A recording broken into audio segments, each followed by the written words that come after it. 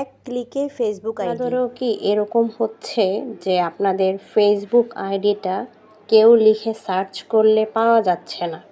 মানে আপনাদের ফেসবুক আইডিটা যদি কেউ সার্চ দেয় তাহলে আপনাদের আইডিটা শো করে না। এটা কেন জানেন? এটা হচ্ছে আপনার ইউজার নেম সঠিকভাবে সেট করা নাই। ইউজার নেম সঠিকভাবে সেট করা থাকলে ইউজার নেমটা টাইপ করলে আপনার আইডিটা শো করবে।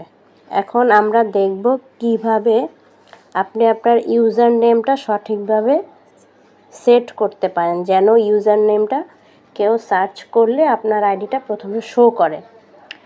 এই জন্য আমরা প্রথমে চলে যাব প্রোফাইল আইকনে, তারপরে সেটিংয়ে ক্লিক করব। যে অংশটা আছে এই যে ফাঁকা অংশটা, এই অংশটাতে আমরা ক্লিক করব। ইউজার নেম সেট করবেন, ওইটার উপরে ক্লিক করবেন। তাহলে আমার প্রথমটার উপর ক্লিক করে দিলাম। ইউজার নেমে ক্লিক করব। শুধু শাহনাজ কিন্তু নাই। তো এখন আমরা একই করে যে ডট দেই, এই যে ইউজার নেমে কিন্তু সবসময় স্মল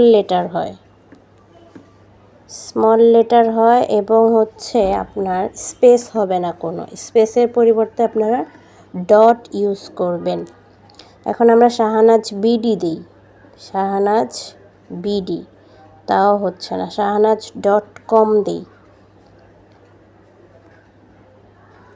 তাও নিচ্ছে না। আচ্ছা, শাহনাজ.বিডি দিই, ক্যাপিটাল লেটার দেই, বিডি, নিচ্ছে না। আচ্ছা, শাহনাজ শর্ট দেখি, শাহনাজ01, এটাও নিচ্ছে না। শাহনাজ00, ইয়েস, ফাইনালি আমার শাহনাজ00টা নিয়ে নিছে। আমি এটাই রাখবো, ঠিক আছে? এটা আমার পছন্দ হয়েছে, যেহেতু শর্ট একটা নাম, যে কেউ সার্চ দিলেই পাবে, ঠিক আছে?